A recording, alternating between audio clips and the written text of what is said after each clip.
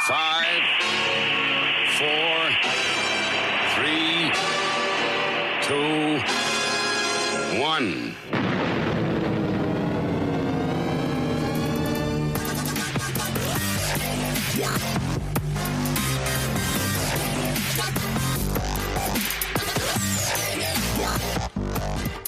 All right, hello, willkommen, bienvenue, konnichiwa. It's time for the Amish Inquisition yet again. This is episode 168 on Sunday the 17th of January. I'm Amish Phil. I'm Amish Ben. And I'm Amish Matt. And this week we're doing a deep dive on vitamin D with Dr. David Grimes. Welcome to the show, David. Good evening. Very nice of you to invite me.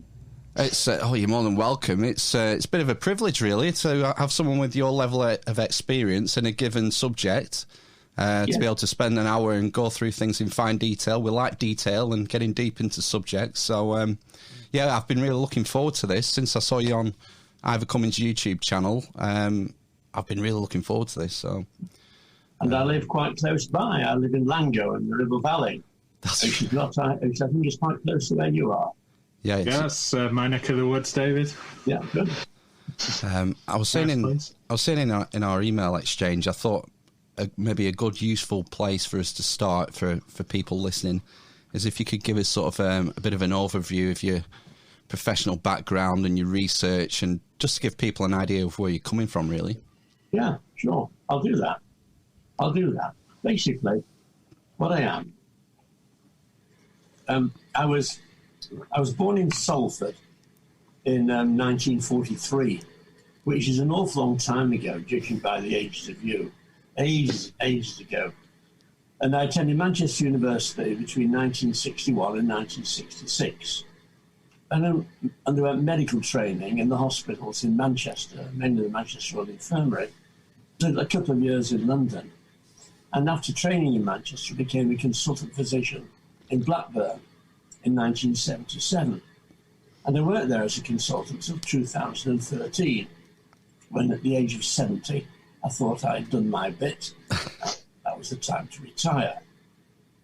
Now, during that time I was involved in general medicine and a lot of acute medicine, but also gastroenterology, diseases of the stomach and intestine.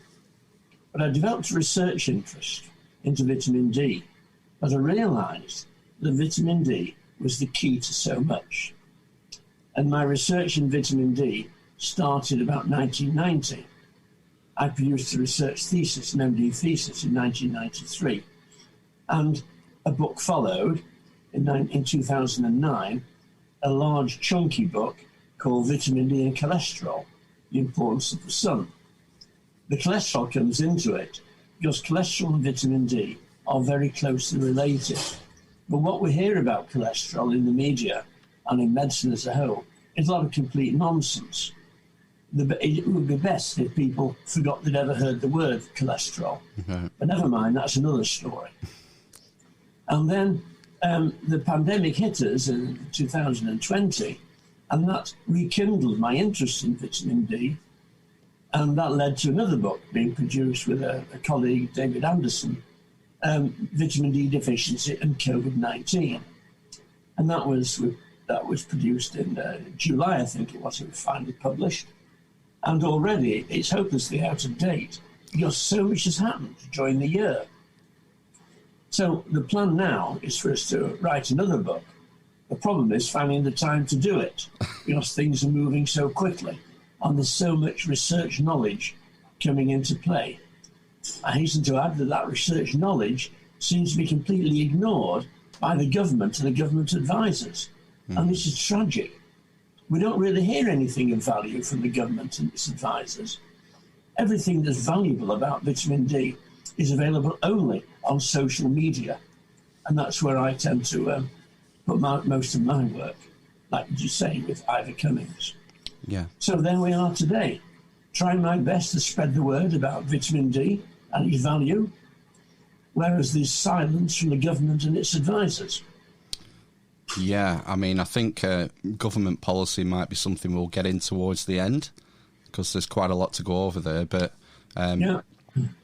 so, I mean, you've over 30 odd years of research just into this specific subject.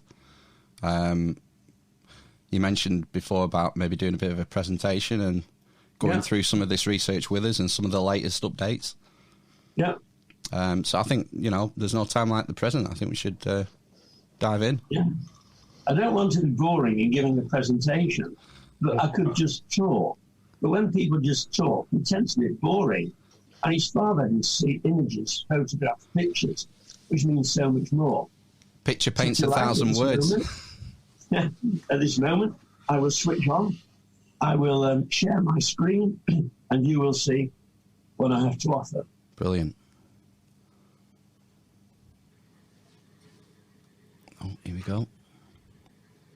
Now, you should now see my interest. Why some people are more sick and die earlier than others. Yep. It comes down to the sort of equation of understanding that the cause of a disease plus susceptibility to it results in the disease. And we have to look at two things, cause and susceptibility. And this is true now. The cause is COVID-19. The susceptibility is vitamin D deficiency. If the two go together, we get disease. We don't just get disease, we get death. If we get COVID-19 as the cause, and we've got lots of vitamin D in our body, then we don't get ill. It's quite as simple as that. Let's move on. One thing about the present time is that we've all been really, really healthy. This is looking at life expectancy in the world. It used to be about 35 years average life expectancy. But look what's happened since 1920 and since 1940. Life expectancy has shot up, not just in Europe and America, but also in Africa and Asia. The orange in the middle shows the world average. Right. So that's an enormous benefit. If we look a little bit more at this country, we can see the number of people reaching their 100th birthday. Well, it wasn't very many. Well, it was about 2,000 perhaps. It was less than that. It's about 200 per year in 1965. But it's absolutely shot up. Women are doing better than men. And women are in blue, and they are really shot up, the number of living to the age of 100. But the yellow is the men. And really, we're pretty hopeless. I think the main reason for that is that men are stupid inherently. Men do stupid things. That's why they die younger, because of stupidity, not because of illness. The way they drive the cars and the motorbikes, the way they do dangerous sports, etc. These are all the reasons for men lagging behind the women. Women are taking over the world. Now, we're very healthy at the moment. We do live in an age of anxiety, meaning that we do all tend to worry too much about health. But the age of anxiety proved to be correct when we hit March last year. So I've put the date, March the 3rd month, the 20th day. And in March, mid-March, suddenly people started dying from COVID-19. And here we can see the deaths. Suddenly it came from nowhere, and it shot up to 1,000 a day.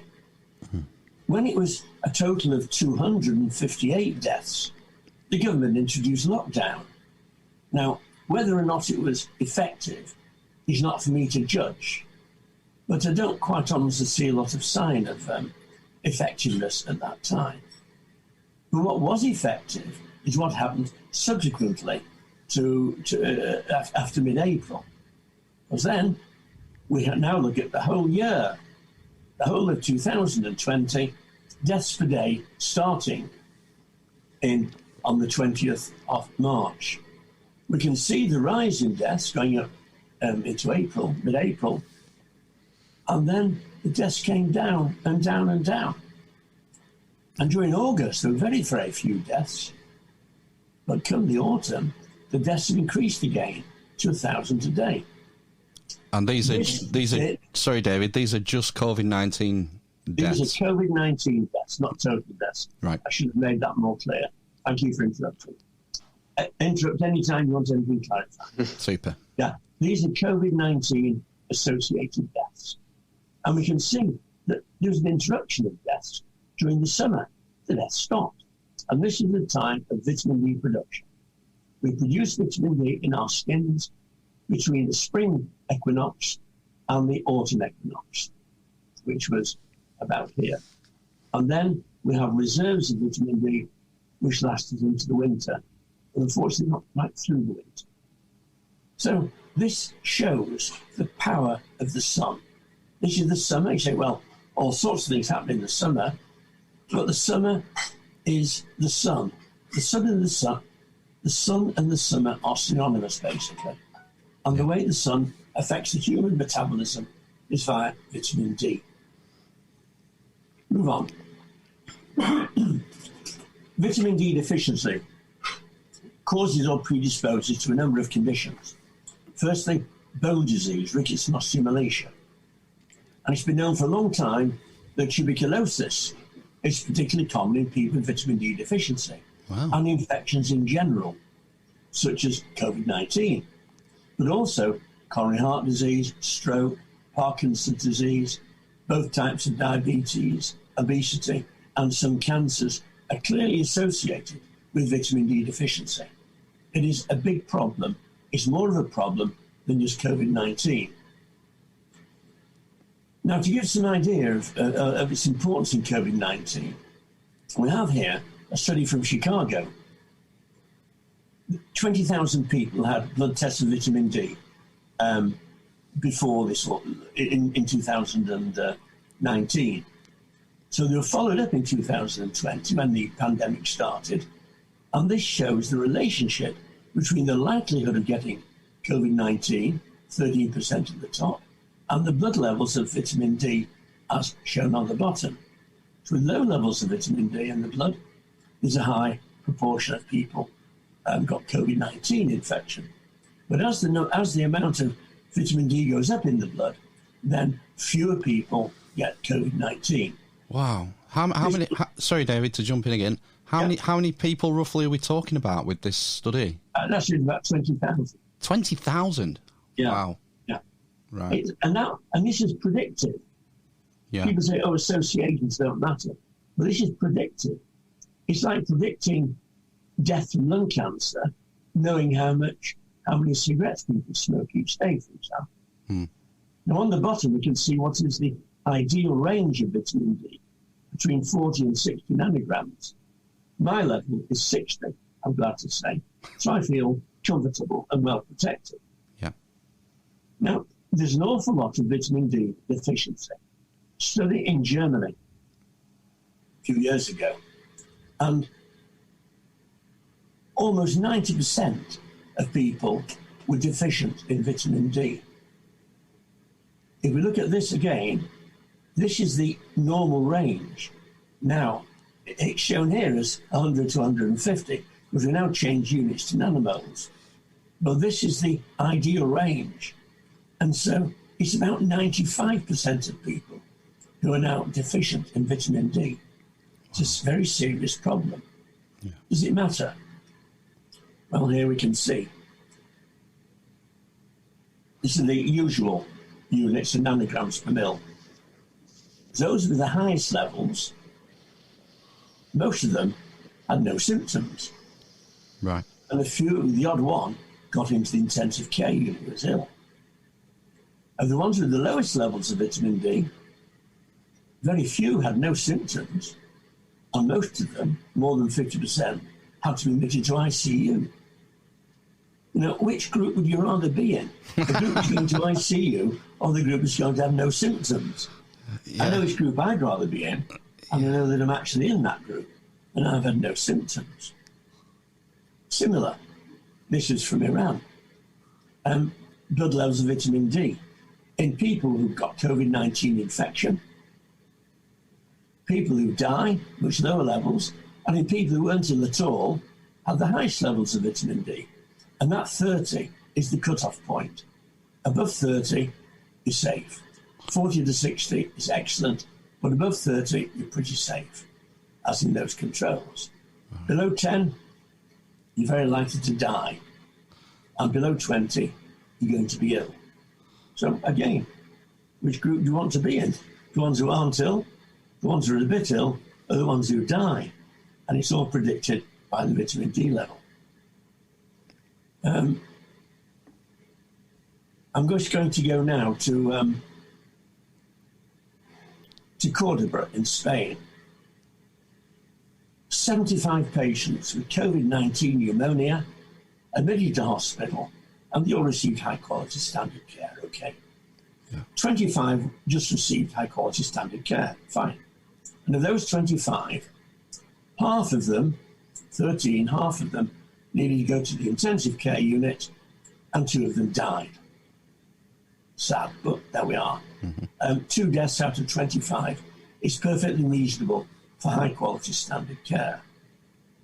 But 50 patients were randomly allocated to receive calcifediol, which is an active form of vitamin D that I'll come back to shortly. 50 patients receiving vitamin D in its activated form, only 1 needed intensive care, that's 2%, and there were no deaths. Wow. So the need for intensive care went down from 50% to 2%. That is dramatically effective. 96% efficacy, as it is. The cost of it? Well, the treatment given was 5 capsules of calcifediol, 2 on admission and 1 on each of 3 subsequent days. That's 5 capsules, 266 micrograms. The cost is €10. That's all it costs, €10, to prevent an intensive care admission and very likely a death. Vitamin D itself costs about £10 for a 1-year supply. I'll skip that for now. No, I won't. I'll go on to it. The NICE assessment, NICE is our body called the National Institute for Clinical Excellence. Hopeless. And it denies all this evidence. It says there is no evidence. Well, it's looking at it with its eyes closed. If you don't open your eyes, you don't see the evidence, basically. And they're denying the evidence and not quoting what they should have quoted. A commentary by this guy, he said that in this calcifediol study in Spain, he says the calcifediol patients were deliberately kept out of the ICU. Well, to make the numbers look good. In which case, why there were no deaths? Surely going to the ICU isn't the cause of death. What? And they said the clinical management should not be changed based on the results of the study. This is irresponsible. What on earth would motivate the doctors to do something like that? I mean, that would be criminal, wouldn't it? I agree with you. I think this is criminal negligence. I agree with you. And someone is going to be taken to task for this. We've had almost 45,000 deaths have occurred since that Cordoba trial became available. Wow. We're talking about something which looks at face value to be very, very effective, and it is perfectly safe. And it costs €10, I ask you. I agree. It strikes me as negligence.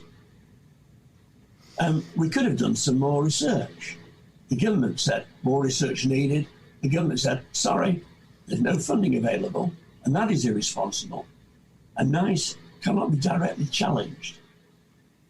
Well, something happened on the 17th of December. Right. NICE published a new document. This is doublespeak. This is fantastic. While there is insufficient evidence to recommend vitamin D for the prevention or treatment of COVID-19 at this time, meaning while we're having 1,000 deaths a day, we encourage people to follow government advice on taking the supplement throughout the autumn and winter period. Now, I've been searching my brain to try and work out the difference between to recommend and to encourage. To my mind, recommending and encouraging are the same thing. But what has happened is the government has stepped outside mice, and Matt Hancock has decided to give give vitamin D to the population. Right, that's a recent development, isn't it? In the last week or two, I think, was it? Yeah, that's right. Yes, it is. Absolutely. So Matt Hancock has said, we're going to ignore you, nice, I'm afraid, and I'm going to step outside and give vitamin D supplements. The problem is, how does this encouragement get into the public domain? How is we encourage people? Nice has given no encouragement at all, apart from this statement. So it's all negligence. We encourage people to take vitamin D supplement. Well, what are they doing about this encouragement? Nothing. Where are we on to now? There's a big detail study, Massachusetts Institute of Technology, detailed evaluation of the Cordoba trial. They found no significant fault with the method, a 1 in a million probability of a chance result, and a 1 in 600,000 probability of risk factor differences. That is, for example, obesity having a significant effect. So that is a sensible review. In The Guardian on the 25th of July, if we can do anything to save lives, we should do it. Well, we're not doing anything in respect of vitamin D, and it's just disgraceful. So we now finish up with the idea, quite rightly so, that care homes should give vitamin D to residents. This should have happened in March. All the knowledge was in place in March, and this is when it should have happened. Now, it has happened in Andalusia in southern Spain.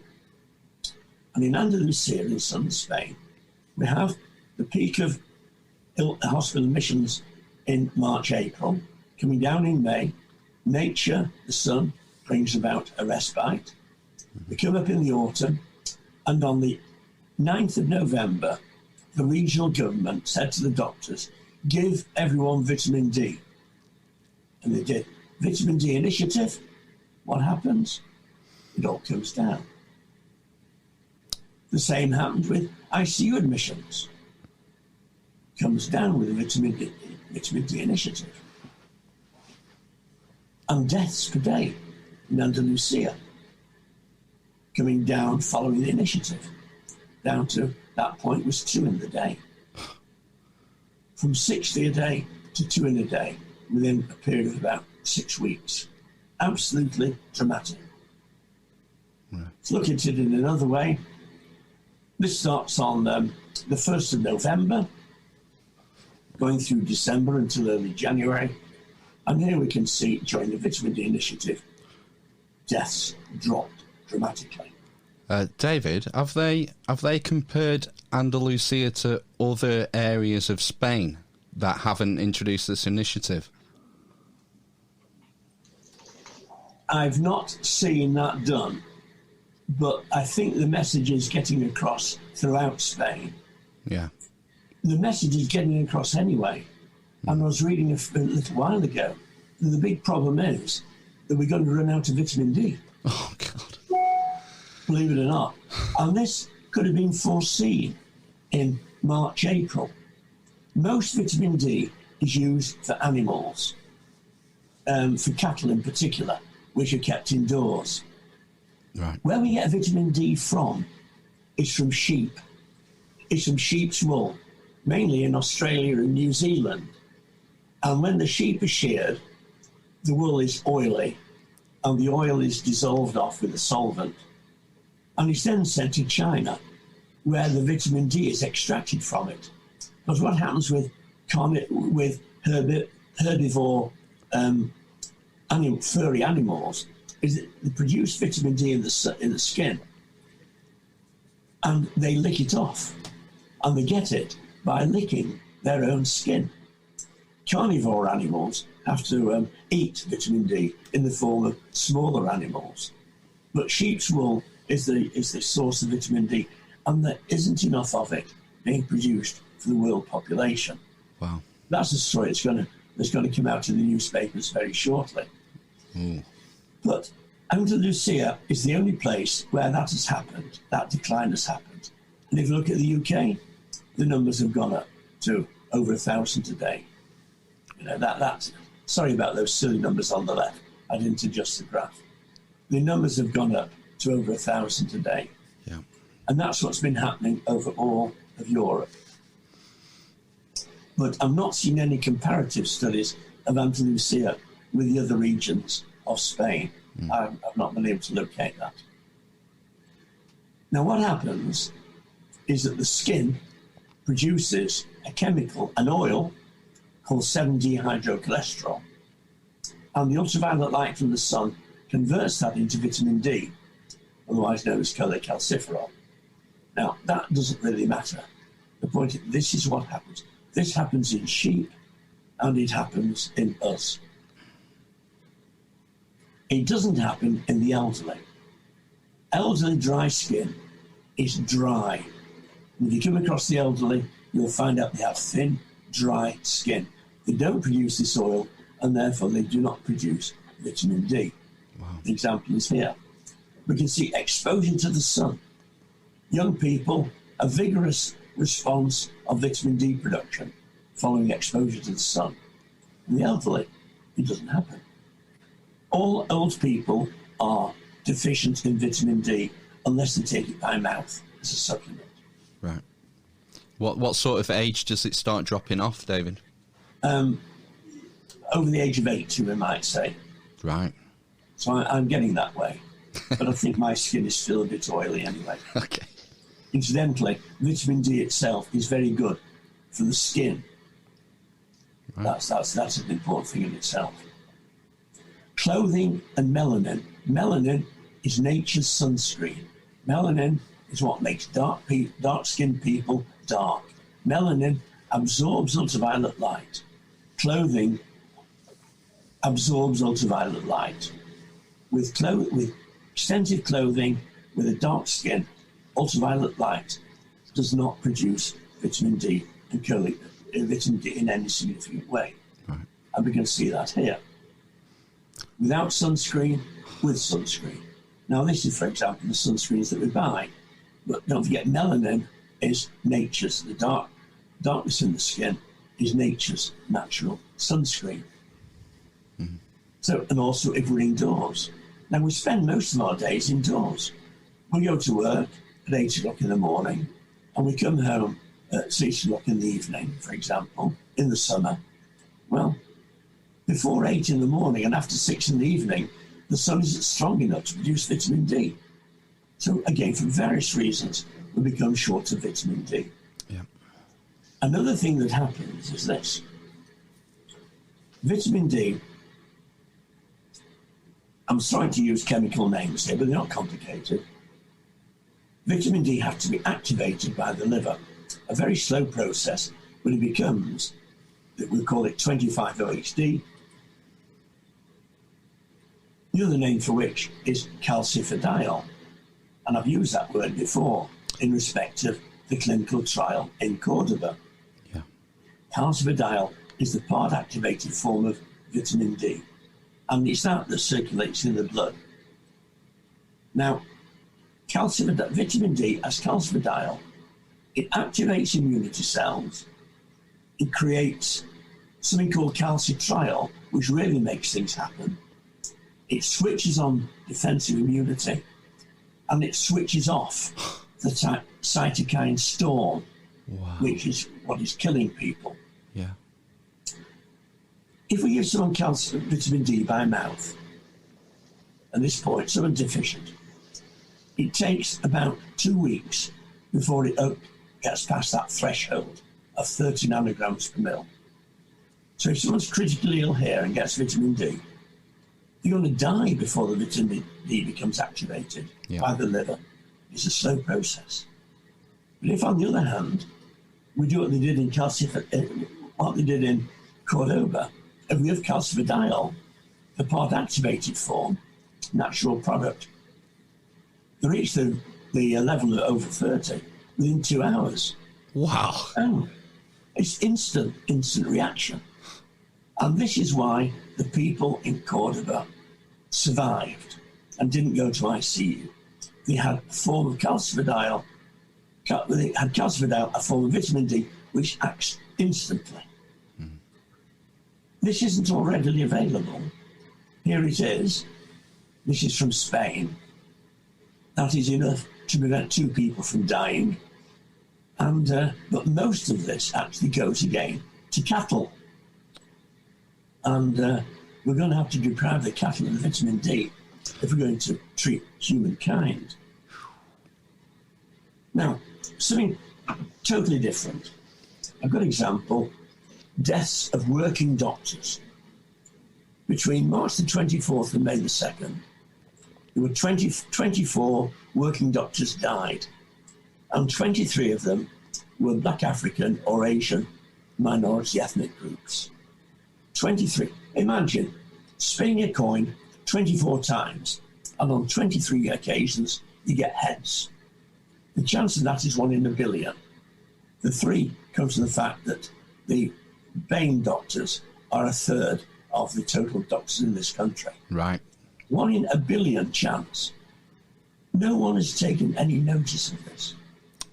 Here they are, those of 24 who died. And it was a national scandal. It was a disgrace. And no one has paid any attention to them. Yeah, this is something we heard about early doors in the pandemic, wasn't it?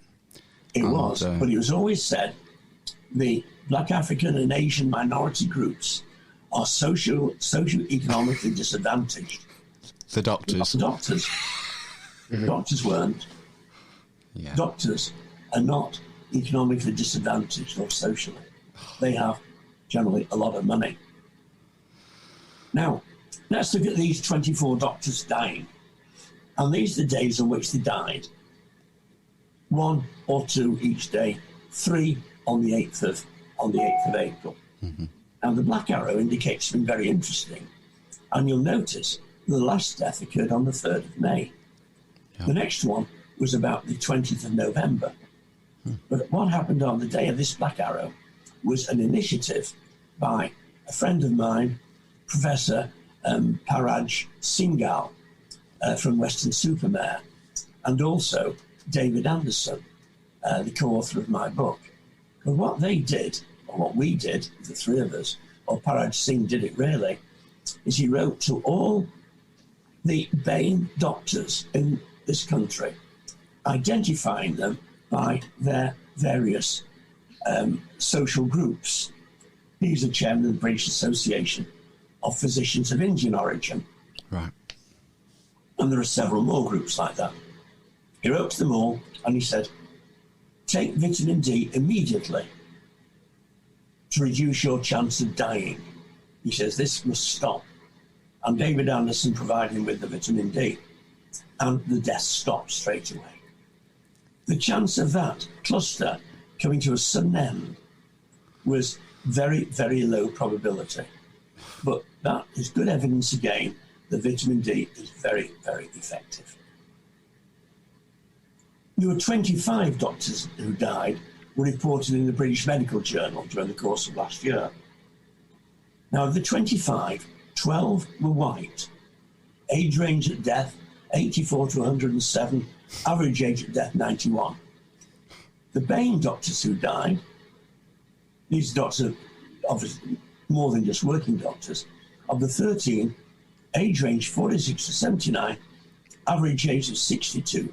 There's a 30-year age difference between the ages of death of the white and BAME doctors. That's incredible. This, again, is a scandal. I think I'm the only person to have done the research to work this out.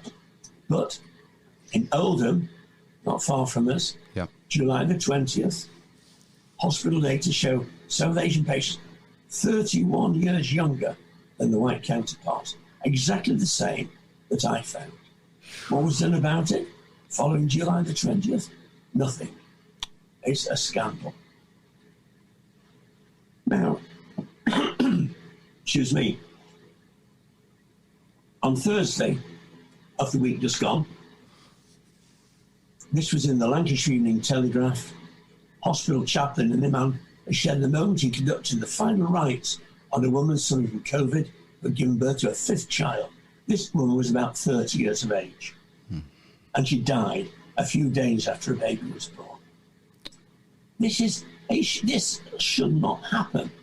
I would guarantee that nobody has ever checked the blood level of vitamin D. He said here, the virus is very real. It does not discriminate with age, gender, or ethnicity, and can be fatal if caught. But it does discriminate. Well, we'll say it discriminates. It picks out and kills the people who are at risk. And the COVID-19 high-risk groups are the elderly, Black, African, Asian, minority ethnic groups, the obese, and the vitamin D deficient. And it's the vitamin D deficiency that holds these together. All these groups are vitamin D deficient. Sorry, David, how does obesity cause vitamin D deficiency? Is that something to do with the liver being overworked and not being able to produce the calciferol or something? Well, what it's thought to be, it's not definitely proven. The reason isn't definitely proven. But it's generally thought, see, vitamin D is an oil. It's a fatty substance. And it is thought, which is known, that vitamin D actually, as well as being carried in the blood, it also gets soaked up by the fat cells in the body. And the obese people have more fat cells, and they absorb the vitamin D, take it out of the blood, and it's not very quickly released from the fat cells. So it's a diversion of vitamin D from the blood into the fat tissues of the body. That's the most likely explanation. Right. But basically, the obese people are vitamin D deficient, and they're the ones that should be receiving it first. Cool. Now, on the following day in the Lancashire Telegraph, we got good news. This is the following day. Aisha Sedat, One Voice Blackburn, and she is giving out a message to the Asian community. Take vitamin D. Good for her. That's wonderful. And I see Aisha Sedat, age 22, and Marcus Rashford, age 23. Brilliant. I just hope that Aisha Sedat gets the same publicity and is as influential as Marcus Rashford has been. Absolutely. Good for Aisha Sedat. This is a terrible photograph. It's a heartbreaking photograph. The Islam Cemetery in Bradford. Here they are, standing around. A digger struggling to keep up to dig more graves. Oh my God! All these people dying at once. It's just dreadful. And again, nobody seems to be taking it seriously. Now, coming back to the other two, advisors advise, executives decide, individuals act, and that brings us back to Aisha Sedat again and Marcus Rashford. Often it's up to individuals who act, like Ivor Cumming, as you mentioned earlier. Mm-hmm. Now, what we're dealing with, it's not actually rocket science. It's actually quite simple. And it comes under Pascal's wager. Blaise Pascal being a French philosopher in the 17th century. Now, vitamin D, there was no such thing as vitamin D in those days. He was deciding whether or not to believe in God. But never mind. And he decided to believe in God is a good idea. Because if it gets you to heaven, that's fantastic. But at least it'll keep you out of hell. Anyway, Pascal's wager is this, basically. Either vitamin D is effective or it is not effective. There are no half measures. It either is or it isn't. And we've got to decide. Now, the evidence that we have is all on the side of it being effective. There is no evidence to show it's not effective. There is plenty of evidence to show it is effective. And as individuals, thinking about ourselves, we can either take vitamin D or we can not take it. Or as health professionals and care professionals, as government, we can either promote vitamin D or we can reject it. And rejection of vitamin D is the government stance until Matt Hancock decided to act as an individual. Yeah. Now, If we promote vitamin D, and it is effective, then we prevent many deaths. And my business, all my working life, is to prevent as many deaths as possible. If vitamin D is not effective, I've wasted a lot of effort during 2020, but that doesn't worry me in the slightest. I firmly promote vitamin D. For those who reject vitamin D, like the government, officially, and vitamin D is effective, then there are going to be many, many unnecessary deaths, but no loss. Vitamin D is safe. If we promoted vitamin D, it's not effective. People might come to harm from any side effects, but there aren't any side effects. It is perfectly safe. If we reject vitamin D, we're responsible for many deaths under the circumstances. If we promote vitamin D, we're likely to prevent many deaths. Well, you know, it's a no-brainer, really. What are we going to do? We've got 1,000 people dying every day. Yeah. Are we going to take a chance and promote something that is cheap and safe? Or are we going to wash our hands and turn the other way? Which is what is happening. Yeah. We've got far too many unnecessary deaths. And we get, on Saturday last week in the paper, in The Guardian, we got these headlines. Amazing. People are terrified. Death toll passes 80,000. Caused to strengthen lockdown. In the southeast of England, they've run out of mortuary spaces. And they've got to have temporary mortuaries. Disaster mode, pushing hospitals to the edge. Well, you know, how long can vitamin D denial continue? I dread to think. I have at least 25 studies available supporting vitamin D. The suggested dose of vitamin D is 4,000 units a day. And our Scientific Advisory Committee on Nutrition declares that to be perfectly safe. Yeah. It tends to advise 400 units a day. Well, that is inadequate at the present time.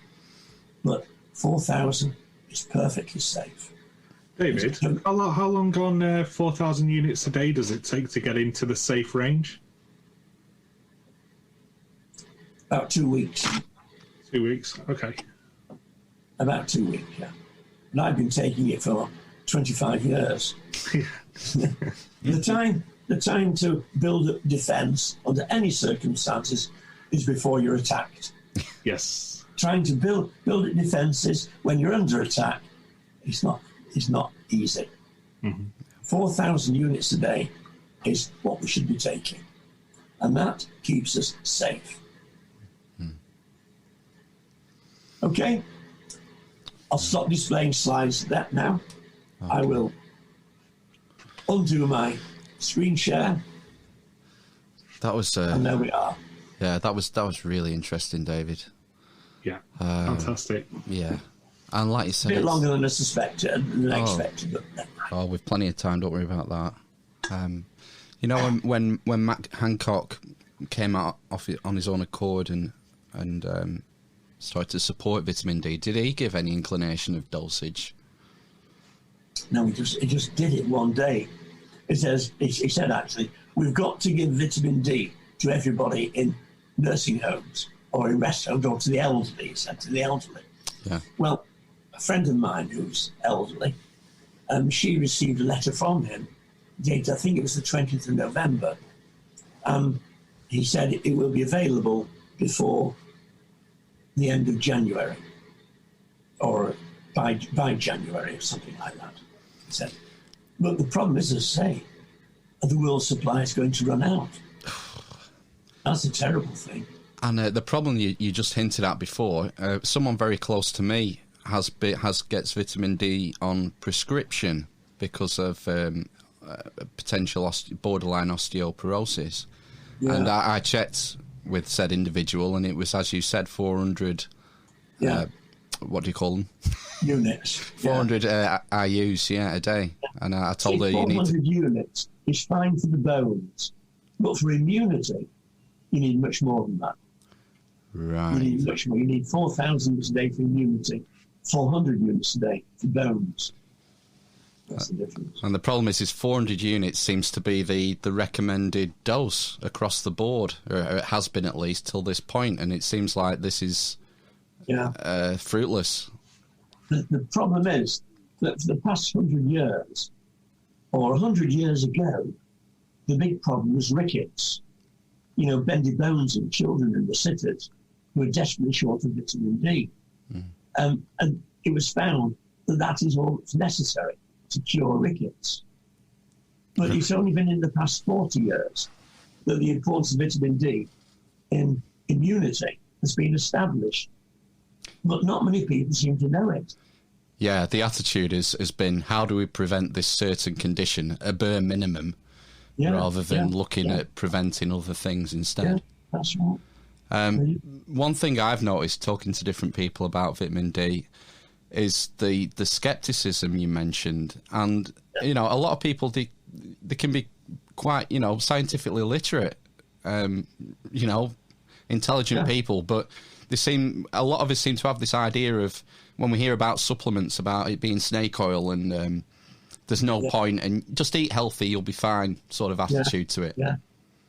How do we combat that? It's just a case of getting the information out there. Ignorance is astounding. Very, very few doctors know what I've just told you. And the other thing is, people do say that. They say, oh, well, I eat healthily. Well, the only way to get vitamin D by eating is to eat fish, like sardines or kippers or something or other, 3 times a day. And not many people eat kippers 3 times a day.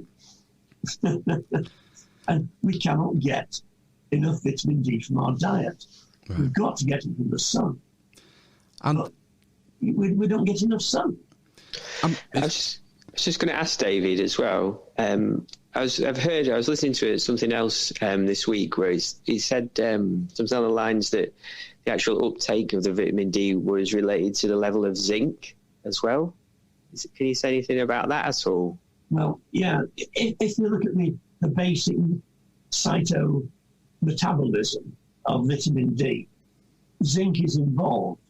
A lot of enzymes in the body need a metal in the middle of it, a metal core. Metalloproteinase is the core, these enzymes. They've been there for billions of years. And they need zinc. It's like having iron. Hemoglobin requires iron, for example. That's another one. But people are deficient in zinc. Right. It's as simple as that.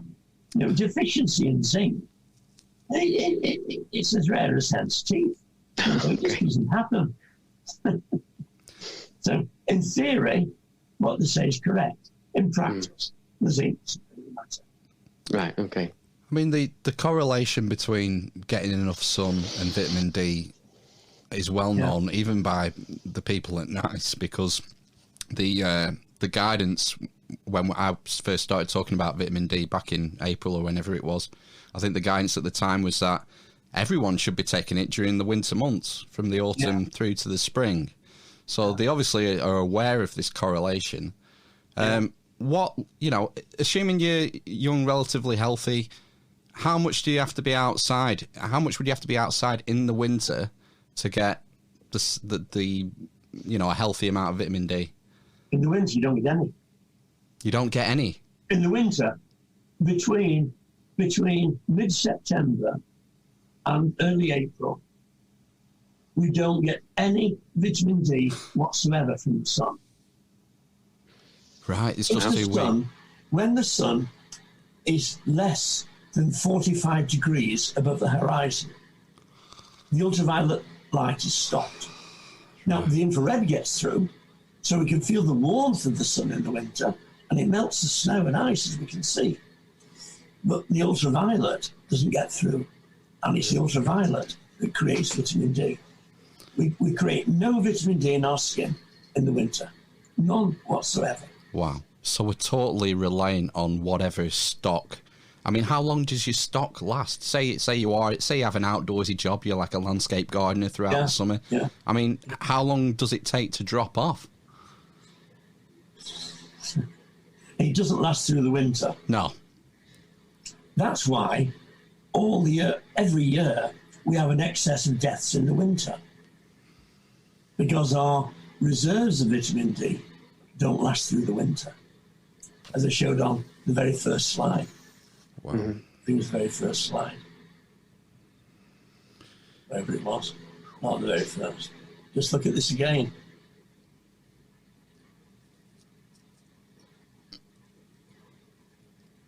There we are. This is reality.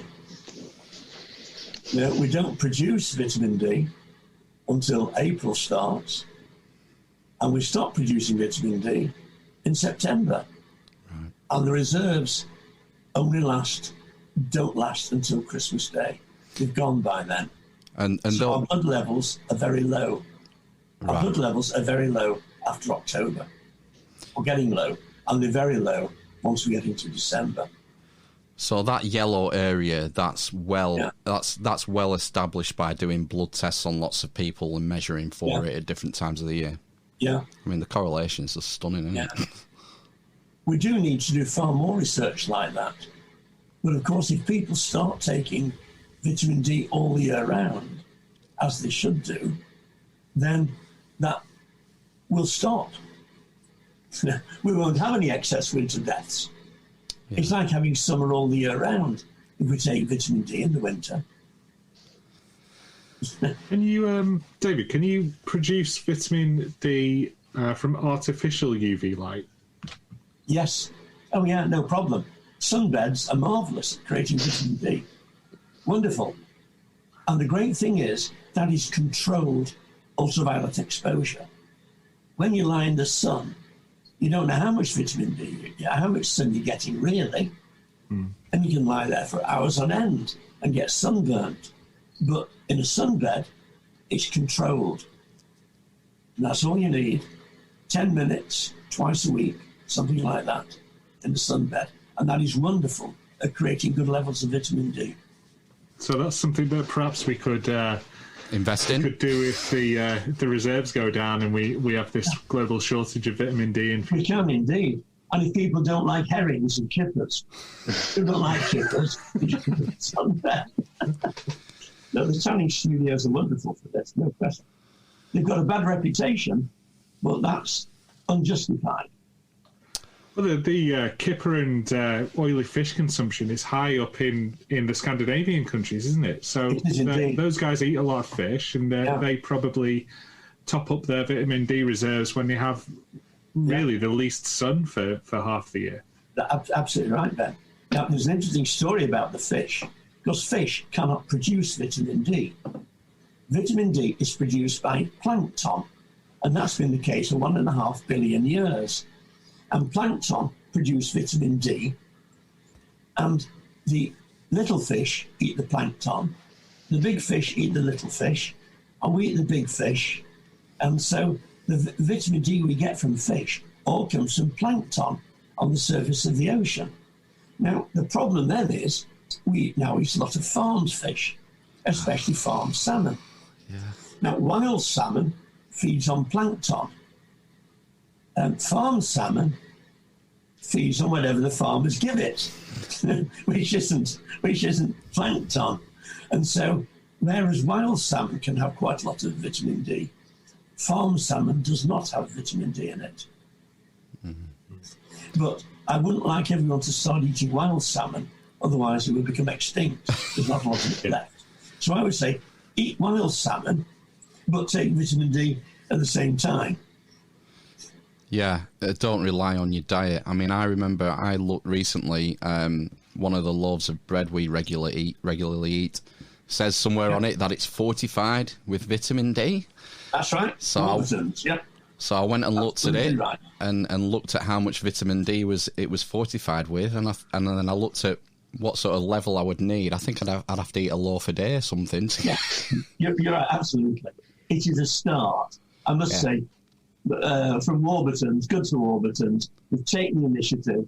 It is really a marketing thing for them, but they're making an effort to make vitamin D, bring it to public attention. And as government involvement happens in the future, hopefully, they will put more vitamin D in it than they do now, which is a good start for them. But again, Plankton on toast for breakfast. Sorry? Plankton on toast for breakfast then. Plankton. Yeah, that's right. Yeah. But the thing is, we come back to the same problem of the supply then, don't we? If the big food producers start buying it in bulk, where are we going to get it all from? You're absolutely right, Matt. What should have happened, we could have foreseen this. I wrote, in fact, I'll send it to you and you can distribute it. I wrote a little play about it, a satirical play about this, which I wrote this, it came out on my blog in May. And it was all about the penny dropping about vitamin D. And see, we knew then, and in this, I forecast that we'd run out of vitamin D. And we need to get more sheep and more wool. But it's really only the sheep from Australia and New Zealand that are giving us vitamin D. Well, we should have taken the vitamin D or the 70 hydrocholesterol, the oil from the skin, from the wool of the sheep.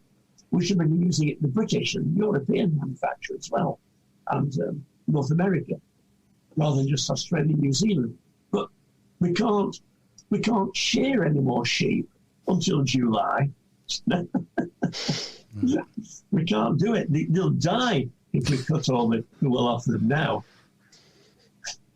Wow. So it's just a problem. It could have been foreseen. We're gonna have to start scooping plankton up, aren't we? Yeah.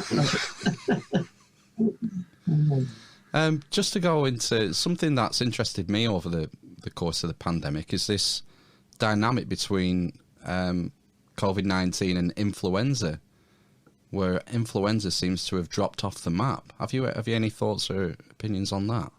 Well, yeah. I remember I was taught this when I was at university not a long time ago, that people do not get two virus diseases at the same time, basically. The reason is that one virus causes the body to produce a substance called interferon. And interferon interferes with the second virus creating infection at the same moment. So one virus is greedy. It wants our body to alter itself, produces interferon, or makes the body produce interferon, which stops a competitor coming in. Now, interferon is very well known, and people did think about it in the COVID-19, but it's quite a dangerous medication when given from outside, so it hasn't really got anywhere. It's sometimes used in fighting cancers, right. But that's why when you've got one virus infection, you don't get another at the same time. Not wanting to get conspiratorial or anything, David, but what do you think are the motivations for ignoring vitamin D and pushing remdesivir and these steroids and these other drugs? Well, the problem is with vitamin D, it's too cheap. It's a natural product. It can't be patented. No one can make money out of it. Well, they can make a few pence out of it. You know, if someone sells a year's supply of vitamin D for £10, they're making a bit of profit on it, clearly, £2 per person or something like that, perhaps. But Big Pharma is not going to make any money out of vitamin D. Vaccines, big money. All these other things, big money. All right. The medications are £1,000 for a treatment per person, whereas vitamin D is €10. Bit of a difference. Are any of the big pharma companies, Pfizer, Glaxo, whatever, do any of them sell vitamin D? No. Right. They couldn't be bothered. Yeah, there's not enough in it for them, is there? Nothing in it for them, no. Nothing in it. Oh, man. Yeah, so he saves the conspiracy. Perhaps there is a conspiracy of silence to keep vitamin D out of the public eye. So we'll go for the more expensive alternatives. Yeah. You mentioned, sorry, David, you mentioned the vaccine there.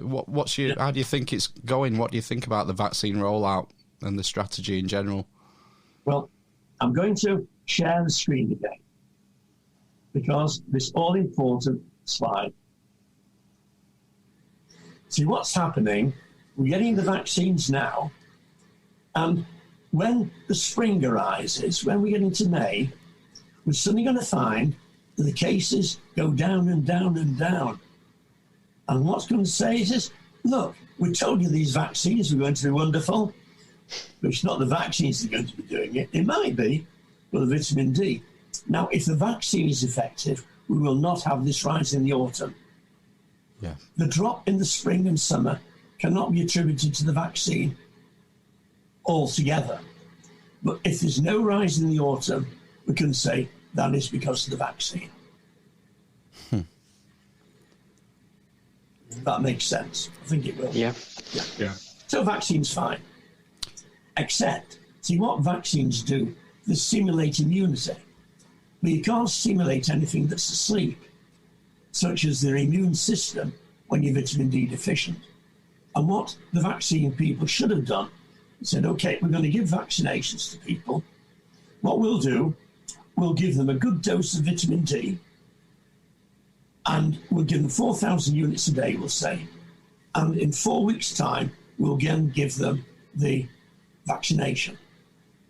Because it's known that vaccines do not work very well in people who are vitamin D deficient. Or put it the other way around. In people in whom vaccines don't work very well, they are identified as being vitamin D deficient. So we could have used them together. I've nothing against vaccines. It's got, I think that vitamin D is going to be far more effective and far safer, and it could help with the vaccine production, with the vaccine function. Yeah, and it comes down to cost-benefit analysis as well. Yeah. You know, people like what's the agency NICE? Yes. They make certain recommendations on the maximum amount you can spend on a per life year gain sort of thing. You're right. And you're well informed that, yes, absolutely.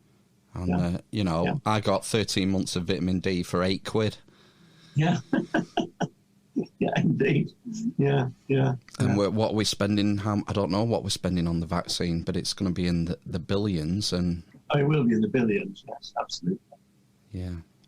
And it will be a perpetual thing, I presume, because, I mean, are you of the opinion that COVID-19 is here to stay and it'll be an endemic seasonal virus like influenza? Yeah, it will. It'll add to the seasonal influenza. Viruses don't actually go away. They're always around, lurking around. Why the epidemics stop is because we become immune. And if everybody's immune, we get the herd immunity, which is passed on from generation to generation. Don't say that's a dirty word, David. Don't say it. It shouldn't be, though. Herd immunity is very important, but it was badly sold at the beginning. People didn't really understand it properly.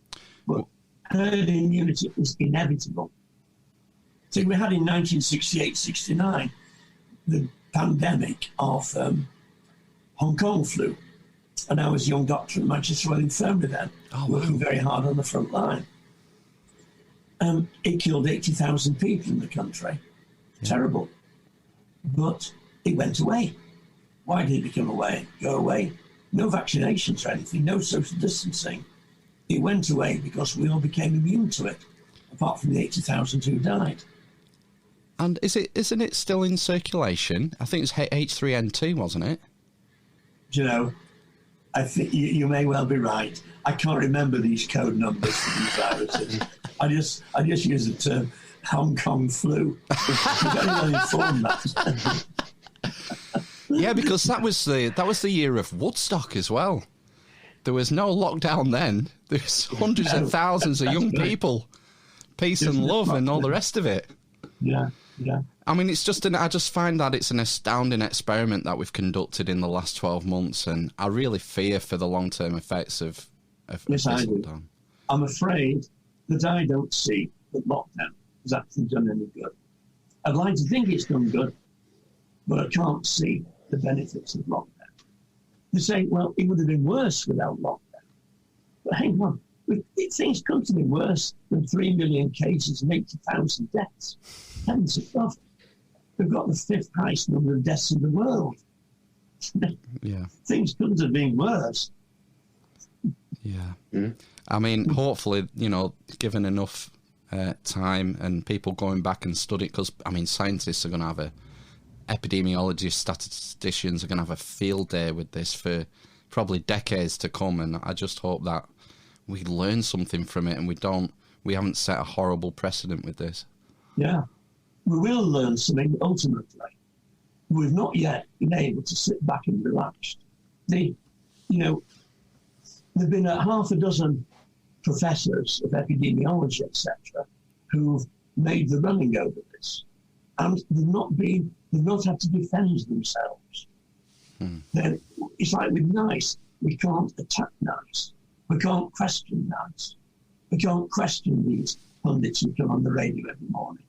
Yeah. We can't do it, but one day they will be questioned, and they'll have to justify what's going on. And they're going to have a difficult time doing so. Yeah, I look forward to that. Hey, David, we've gone over an hour already. Can't believe how quickly it's gone. Just over, yeah. Yeah. Unless, Matt, Ben, you've got anything to add, I think we should... No, that was fantastic, David. Thank you very much. Yes. Absolutely brilliant.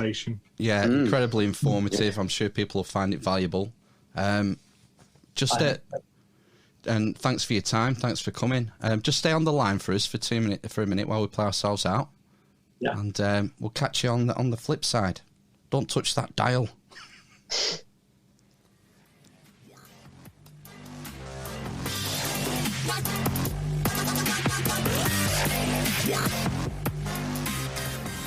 Right, then we're back. The dwarf, the cripple, and the mother of madness. That was our amazing chat with Dr. David Grimes. I neglected to say during the interview, his blog is at www.drdavidgrimes.com. I'll put a link in the show notes, plus a link to the book that he wrote with the other Dr. David, and his Twitter handle. Anderson. David Anderson, yeah. And his Twitter handle, because he's quite a prolific tweeter. Oh, is he? Yeah, he is, yeah. So what did you make of that? Fantastic. It's excellent. So he's kind of explained seasonality, hasn't he? His sort of idea for it seems pretty reasonable, doesn't it? And cheap. Quite an easy thing to resolve. And like what you said with that paradigm or whatever you were saying, Pascal, was it? Pascal? Pascal's wage, yeah, I mean, if you're spending billions, 500 billion, what's 10 euros on everybody over a certain age? Nothing to lose, have you? It's that whole... No, yeah. Well, may as well try it. Exactly, yeah. Yeah, $7.99 for 13 months supply I got. And that's, that should be within reach of anyone, really, probably listening, you would hope. And like you said, it's a no-brainer. You've nothing to lose and potentially everything to gain. Even though, we're fairly young, healthy, virile animals. Sexy. Right, we're getting a bit into the old silverback,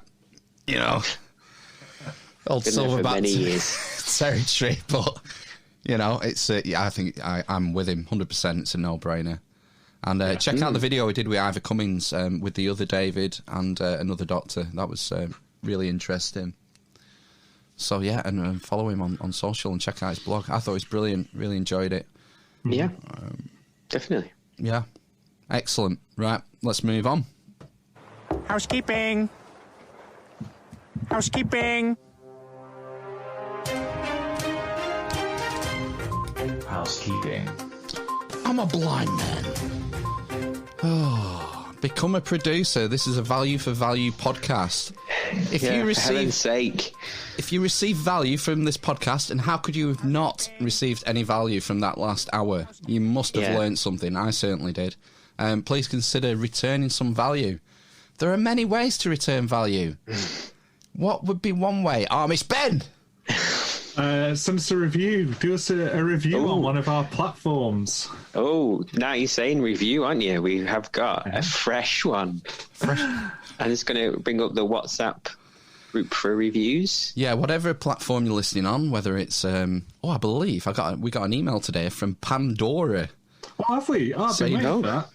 Wow. Apparently we're on Pandora now. I thought Pandora... That's taken ages. I thought Pandora was the planet that the blue cat people were from on Avatar. All right. That's what we're on now. I see you, Jake Sully.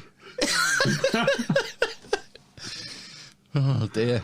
Right, what's the fresh review? Oh, right. 5 stars, obviously. Entitled Great Show, ! Wow. Great show with real information that the masses need to wake up. Hang on. They've not seen this episode yet, though. To what episode may they be referring? All of the other ones. Oh, of course. That's from 6 days ago.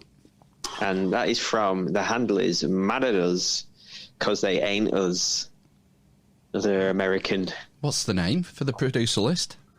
Mad at us because they ain't us. Oh, mad at us. Cause they ain't us. Okay, right. Congratulations, you're a producer for episode 168. Well done. Follow us on YouTube. Yeah. That's another way to become a producer. What did they say? Smash that like button. Yeah. Is that? Like and subscribe. Yeah. Somewhere. Is it down that way? Decimate the bell. Get notifications. Ooh, no. Emulate the subscribe button. Yeah, this is a good one to subscribe to. Start your subscription to the Army Vision podcast because you'll get to see David's graphs and his information on his presentation in full glorious technicolor. And you need to see it. Yeah, because it's shocking information. What you should do is listen to the podcast and then watch the video. Got lots of YouTube comments this week. So it's definitely growing and it's worth subscribing. That would help us out. How else do you become a producer? Send us news articles. Sorry? Send us things. News articles, videos, clips that we can use, any sort of information that you think maybe needs amplifying, and we shall endeavour to do that. That's a good way to become a producer. How else? Email buy us. Things. Buy things. Go to the Army Salute Chest and buy things. Yeah, there is a wide range of apparel available. T-shirts, hoodies, face masks. Praise Jabla. Can we legally provide the Amish Inquisition branded vitamin D supplements? I don't see why not. We can buy them off Amazon for £7 and sell them on the Loot Chest for 100. That's the big Pharma way. Yeah. There is a vitamin company in our hometown of Preston which has just signed a major nationwide deal with GNC in the States. Right? The car company. The big black truck company. The drugstore. The nationwide drugstore. Is it GNC? I thought it was called GNC. I don't know. I only know Walgreens and the other one. Is there a vitamin company in where we live? Yeah. No? Is it up Longridge Way? I think I drove past it today. I mean, in my exercise in my local area, not in a car. No, it's on Garstang Road. Is it? Yep, opposite Moor Park. And the garage. They've raised hundreds of millions of investment, and they're taking on the world. Yeah. And what are they going to sell? Supplements. Oh, right, okay. So, never heard of that one. Maybe we should tap them up. On the market, or is it privately owned? I don't know. I just saw it fleetingly today while I was looking at the latest news. Right. I think it's on. Are you sure it's not Wix? It's not Wix, no. Oh, gosh. Anyway, yeah, email us at thearmisinquisition@gmail.com. Stalk us on social media. Tell your friends. What's the number one way to become a producer? Toss us.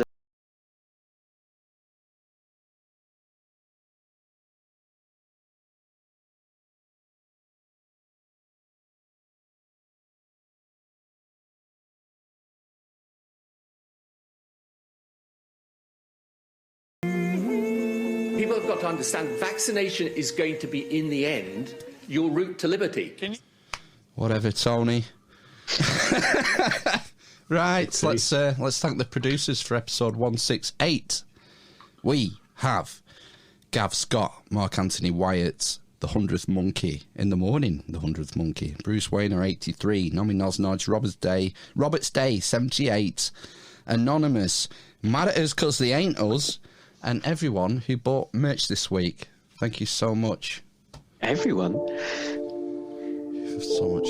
You're literally the best, mate. The best. They are. Yeah. So amazing in their love. I've been coming to terms with the fact that I am Fucking vegan. because I'm literally The best mate.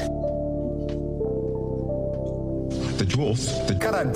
The Grape. The homophobe. The winds. The Tocilizumab. The fucking vegan. The Lion dog faced pony soldier. The Asthma. The Corn pop. Cunts. The number 11. The Slutty deposits. The Blind man. Communist. On the horizon. The cripple and the mother of Sonny Pickering. From like a judgment day intimidating mode, like Yes! I don't get it, never will. Literally. a communist. Yes, thanks for your support for another week and making this show possible. I should just say, when you do buy merch, I don't get your name or address or anything. So if you have bought merch and you do want to produce a credit, send us a selfie of yourself, modelling said apparel. Yeah, absolutely. And I will sort you out. If you wish to produce a credit, I will sort you out the following week. Okay? Yeah, that's fine. That would be lovely.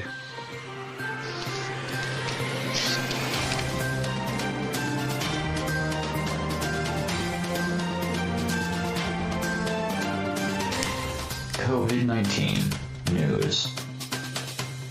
Put on your fucking muzzle if you go to the shop. The magic vaccine. A big fat shot in the ass. From hell. You know, it's just, super painful. like a judgment day intimidating mode, like More lives this year than any other year for the past 100 years. 2 million people have to die. This is such a crock of shit. This is Sonny Pickering. Who the fuck's that? Yeah, me. I just have to stop and pause before we start the COVID news because this dark druid chocolate, orange and pastry stout is absolutely yummy. Yum-tastic. I told you. It is. It would be. In a can. Pastry. I wonder if it's got any vitamin D in it. No. What a shame. I'll have to stick with the supplements. Right, okay, COVID news. Latest update from Bojo the Clown. The messaging seems to be changing. Got this from a press conference earlier this week. Hi folks, Boris Johnson here. As we go into the weekend, I just want to thank everyone for following the rules and staying at home. Jab by jab, we will... Jab by jab. I like the boxing analogy. ...win this fight against COVID. We've already vaccinated hundreds of thousands more people than in any other country in Europe. I like that as well. Stick it to Johnny Foreigner. We've vaccinated hundreds of thousands of more people than Europe. Has he stolen our producer Our bed. music? Our soundtrack bed. I think he probably has. You can't blame him. It's a beautiful bed. No. It's, I sort of don't blame him. Do you remember the flack that they got earlier in the year when they decided not to partake in the EU's vaccine procurement programme?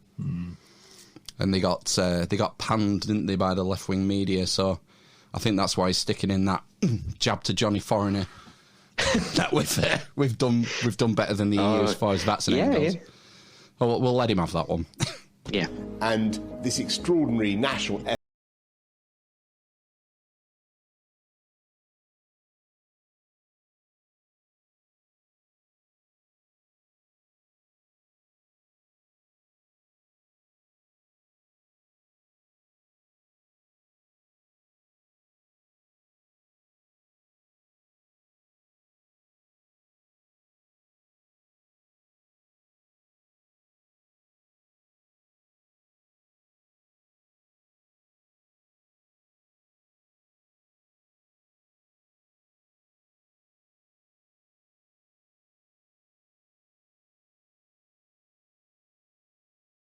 Yeah, assume you have it.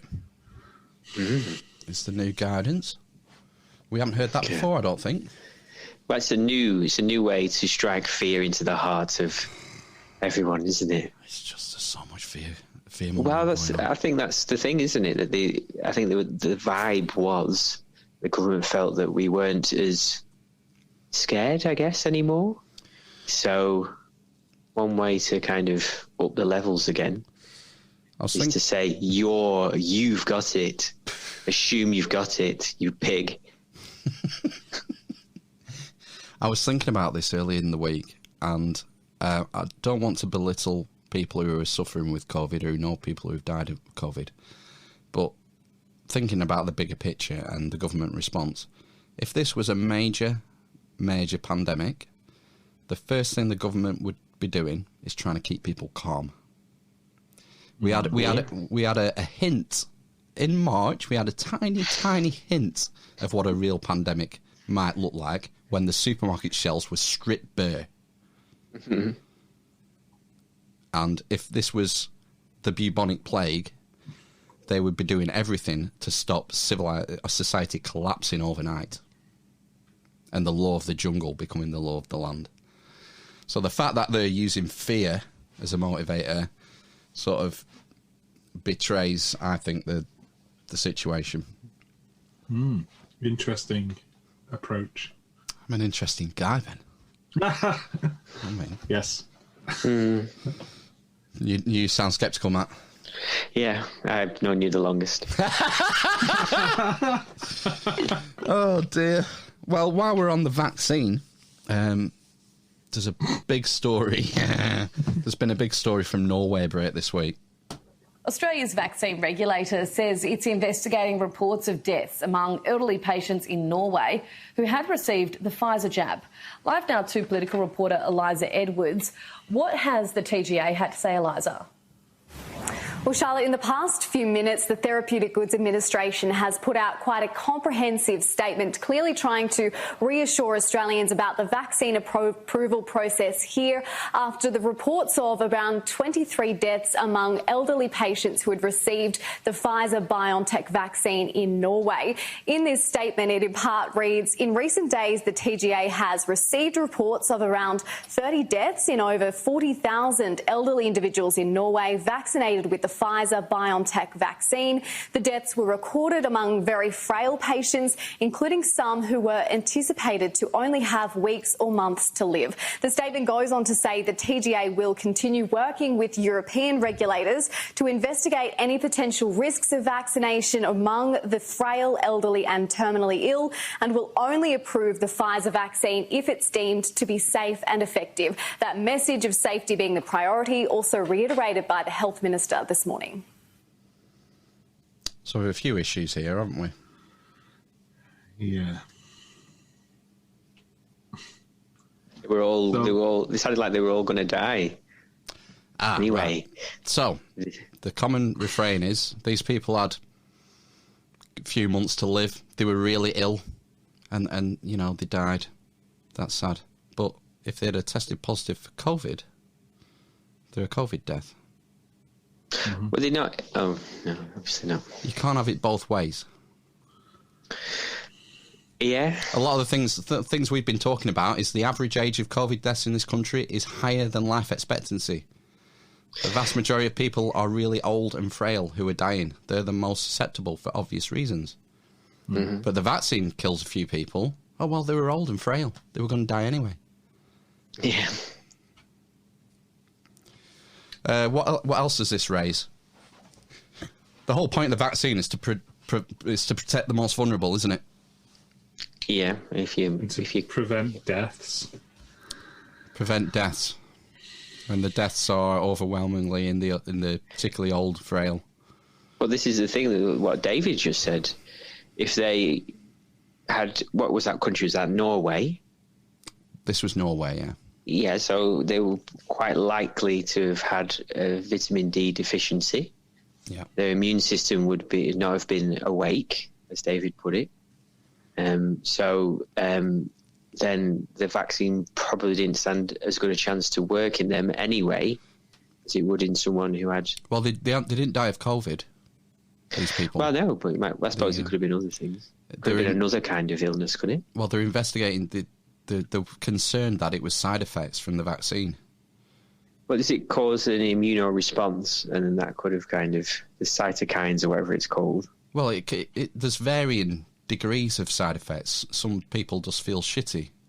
Did you hear about the counsellor in Plungington? Nope. Is a frontline NHS worker. It was in the paper today. Right. And 42, no underlying health conditions. He got the vaccine. It didn't say which didn't say which vaccine it was, because we don't need information like that. And he had to go to be rushed into hospital, and he had emergency care for 24 hours because of his reaction to the vaccine. Luckily, after about 5 days, he started to notice an improvement. Okay. So, but he's all right now. He's not in hospital or anything. Yeah, they've started. Sorry, go on. If someone is already old and frail, and you put them through a similar level of reaction, it could be enough to finish them off. Well, yeah, very true. And the vaccine really wasn't tested in the really old and frail people. Mm-hmm. To the extent that we're doing it now in this live trial that we're conducting on the country. Mm-hmm. I suppose that's, for the same reason you wouldn't give the vaccine to under ones and newborns, because the risk levels, it's like a bell curve, isn't it? Your risk level, or an inverse bell curve. Your risk levels are higher at each end. The other thing is, do you say that some were terminally ill? If the goal of the vaccine is to prevent deaths, why would you vaccinate terminally ill people? And is that a philosophical problem? I don't feel it is, but maybe listeners write in and please give me some stick if you've got an argument against that. That's where the thing is they are people who are terminally ill would be classed as critically ill, wouldn't they? I guess, and they are above the likes of me and you of being vaccinated, aren't they? So they're a priority, and I suppose you could be terminally ill and still have 2 years to live, which is 2 years or months. Yeah. And if all you have is a hammer, they've already signed up. All the governments have signed up to buy millions and billions of doses. They need to use them. It'd be embarrassing if they're left sat on the shelf, won't it? Again. So they're just going to give them. And the thing is, the study says it's safe. So. Yeah, that's the get out of jail free card, isn't it? Yeah. It's something to keep an eye on anyway, the vaccine rollout. It seems to have grabbed the attention of a lot of other countries. This report from Norway, that was from Sky News Australia, and it was the Australian healthcare medicines regulatory body responding, and we might see moves to reduce vaccination in particularly vulnerable people, but it raises the point, what was the frigging point then? If you can't give it to the vulnerable and the over 80s or over 85s or whatever they decide, then this was seemingly a bit of a pointless exercise, doesn't it? But we'll see. You can't be seen to ignore that aged population. If they come in and said, right, we'll start at 50 and work our way down, and we'll do like schools and stuff, teachers, key workers, shop workers, bar staff, and get everyone, get the economy going again, quote unquote, then I think that wouldn't be seen favourably by a lot of people, and it would perhaps be seen as ignoring the aged, who already feel ignored anyway, and also isn't that where all the voters are? So there's probably a few factors, side factors involved in that, but yeah, it's going pretty quick though. I think there's I've heard of people I know who are younger than old who are getting the vaccine now, and that's that. When did we start? Like about a month ago. Well, seems to be going pretty quick through that 9 levels of priority. Dominic Raab said today on Sophie Ridge that everyone in the country will have been offered it by September. That's pretty good. It's rapid, yeah. So we shall see. I reckon 30% will turn it back. Will knock it back. I reckon.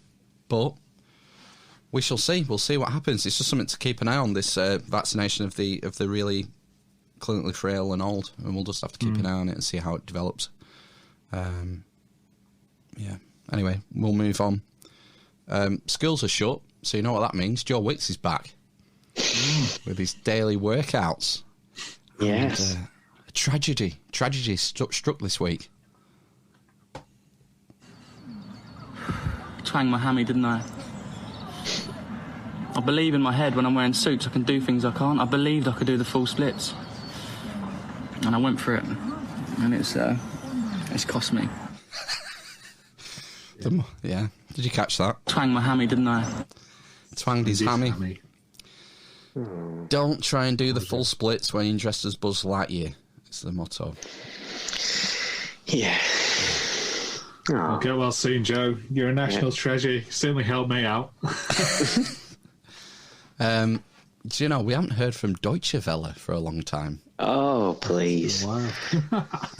I dipped in this week just to see how they're getting on, and I was not disappointed. Let's hear about Deutsche Welle.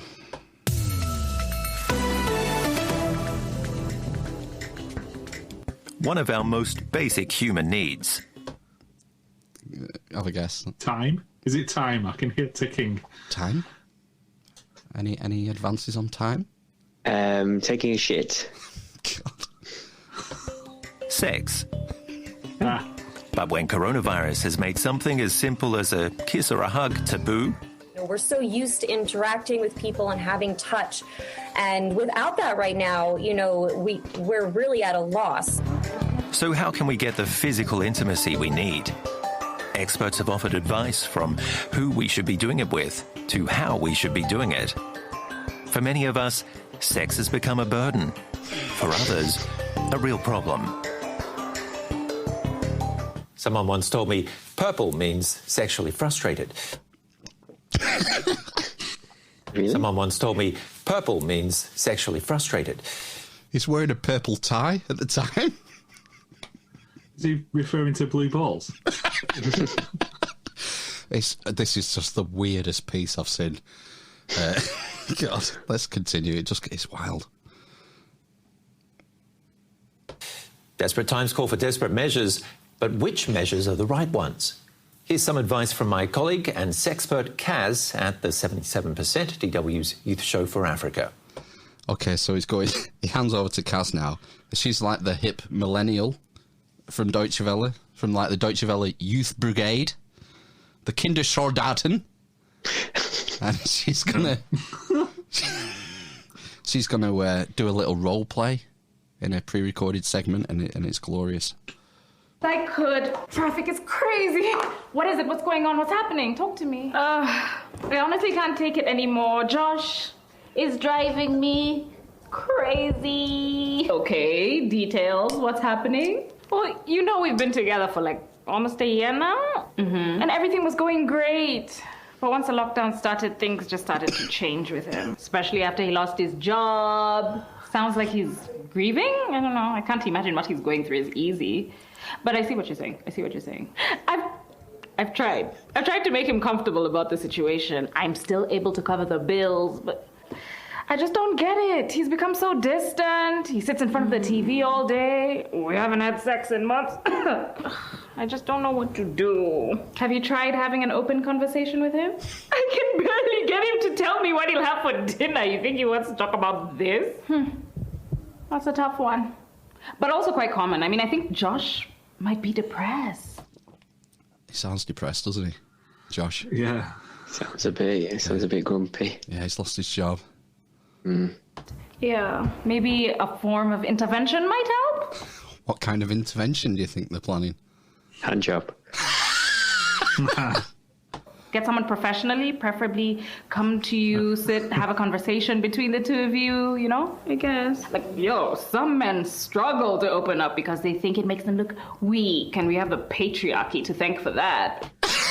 Oh, no. Why did you have to throw that shoehorn the patriarchy into that? You have to get the patriarchy in somewhere. That created the Scouts or Girl Guardian or whatever the fuck she's in. Maybe he feels like he can no longer act as the provider, which also traditionally is expected of men. But he needs to learn that he's still valued. Like, give him time, like an opportunity to heal. I think that's the best you can do. But what if nothing changes? Or if he refuses to listen? Then it's on you. You have to decide if it's the kind of environment you want to foster a relationship in. Otherwise, what will happen next time things go tough? You need to take care of your own mental health, too. Yeah, I suppose that makes sense. But what about the sex? This soap is rubbish. How old is this girl? Millennial, late 20s, I guess. Oh, right. I'm dying. Pull out your vibrator, sis. It's totally normal to lose your sex drive when you're suffering from depression, believe me. Just substitute him with a robot. Pull out your vibrator. Yeah, Fuck him. Fine. Fuck him if he's depressed. Yeah. But be patient with him, you know? But in the meantime, you can meet your own needs. Okay, yeah. Okay, that makes sense. Okay, enough about me. How about you? How are you doing? Oh, I'm getting laid, sis. Researcher Raquel Peel joins us. What the fuck was that? Honestly, I'm going to have to put the link in the description because the video is priceless and it gets wilder. The anchor is absolutely weird. Oh my God. Right, so they throw back to the anchor now for the live studio interview with the sexpert. And it's pretty uncomfortable, and I get the feeling the anchor's line of questioning is maybe being informed by prior experience here. Researcher Raquel Peel joins us from my hometown, Brisbane. Raquel, good to see you there. Tell me, is your best sexual partner yourself during these difficult times? Well, it depends. Are you a single person looking for someone new, or are you already in a relationship? It's like a direct question. The anchor don't know what to do. So if you're single, what do you reckon? Well, if you're single, then you've really got to consider the safety issue with the pandemic. So I guess for me, it doesn't necessarily mean that you are your best partner. If I want to have sex with someone, I would be wanting to have that conversation about safety. Have they been checked for coronavirus? Would they consider getting checked prior to engaging in sexual activity? Do you see that happening? People going for coronavirus tests before they engage? The buzzkill. It's a bit of a... Yeah, the anchor picks up on it. Well, yeah. There's a 15-minute test now, though, isn't there? So you could maybe just... Well, you're not even allowed to touch each other, are you? So... But isn't that something that'll scare people away? Look, when it comes to love and relationships, anything will scare us away if we are willing to go away. But I think if this is something that you want, I think that conversation is warranted. It's the same conversation around safe sex, wearing condoms. We need to have that conversation. What about what the Terence Higgins Trust advised in the UK back in August last year? To avoid kissing, wear a face covering and choose positions that aren't face-to-face during sex. Did you remember? Didn't we cover that advice? I can't remember. I think we did. Yeah, I think so. Yeah, I don't think it stuck. But anyway, his line of questioning continues. How long is it healthy to abstain from sex? Look, I don't have that number for you. I would just say, look, again, as humans, we are intrinsically motivated to do it. So being told that we can't do it, I don't think that's the right thing. The right thing would be, how do we do it? Raquel, what about cyber sex? Yeah. Why not? It's intimacy.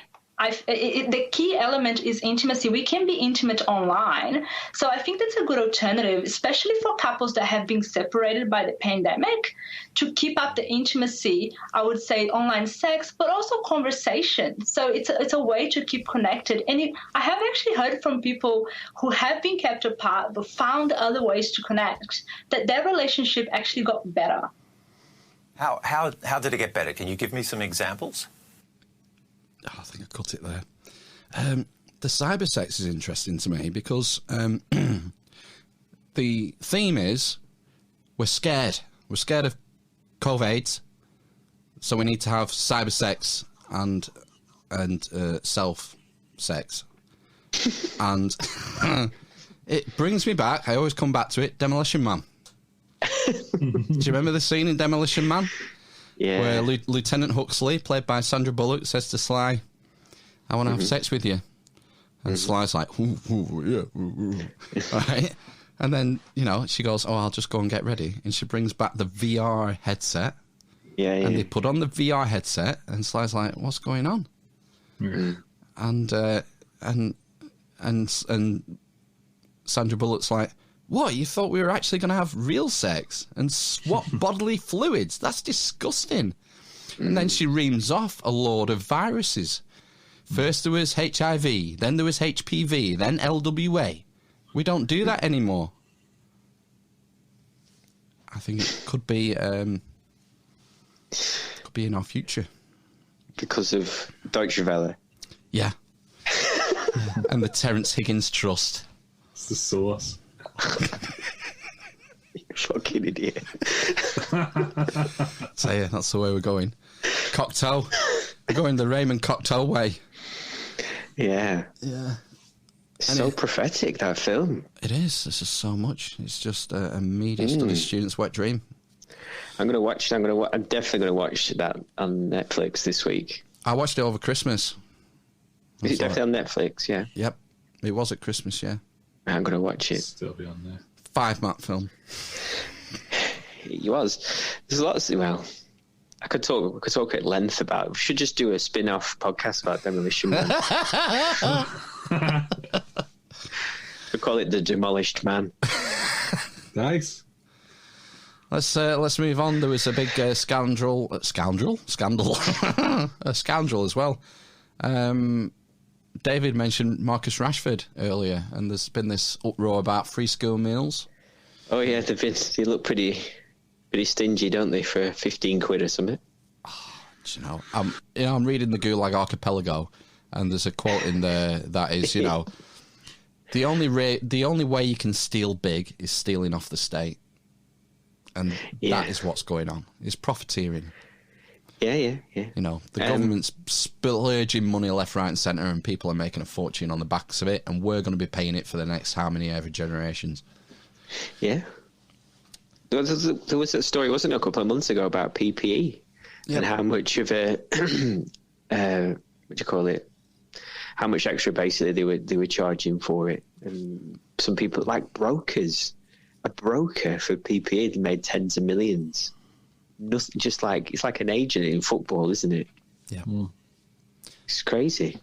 Do we want to hear Health Secretary Hat Mancock getting skewered by Piers Morgan on Good Morning Britain this week? Oh, I love these. Yeah, vote against it. Well, I'm really glad we were able to put it into place. Yeah, but if you're that glad about being able to put it into place, again, why did you, as Health Secretary, vote against this? This was about the vote in Parliament that they had recently. For what, sorry? Well, about providing free school meals throughout holidays. I see. Right, the Tories all voted against it. And then that's when Marcus Rashford started his campaign, and the government has now U-turned. So Matt Hancock, along with the government, voted against this back in before the holidays, whenever it was. Yeah. Well, because the reason that I'm glad now is because we've been able to sort that out and put it in place. Well, the reason you're glad now is that you got shamed. Thanks to you. Let's be honest, you got shamed into it by a football player, a young football player with a conscience, who managed to prick the conscience of you and the government. Do you regret now, given how glad you are that it's now happening, do you regret voting against it? Well, of course, I'm pleased that we're making sure that. That wasn't the question. I just asked if you. I asked if you regretted. But hang on, it's a very important question because you wouldn't have done it without Marcus Rashford campaigning. My question for you is: given how glad you now are that it's happening, do you regret voting against it? It's a yes or no. Well, as I say, I'm really glad that it's happening. But do you now, regret it? Do you regret voting against it? Well, I'll put it this way. In the first lockdown, we took this action. And now, as you say, we're in Health a second Secretary, you only have to say yes or no, whether you regret it. You either regret it or you don't. Well, I'm really glad that the situation's been resolved. So you regret voting against it? I'm really glad it's been resolved and we've sorted it out. And I'm going to use my own words to describe my own feelings on this one. So you won't answer the question? Well, it's that I'm answering the question, and I'm really glad that we've sorted it. Well, let's just say going forward. It's just awful, isn't it? It's just like, they're told to vote one way and you can't sort of... People still think these fucking politicians have your best interests at heart. Mm. They're in it for themselves. It's a career. Mm-hmm. And I enjoy hearing them squirm. It's glorious. They have no principles. They have no principles. No, yeah, that's the thing, isn't it? He would have, if he really didn't agree with it, he would have just resigned, wouldn't he? There might be a perfectly good argument for not doing it. There might be a perfectly good argument for saying, well, hang on, that money can be spent in a different way that's more effective. If you believe that, then fucking stand up and make that argument.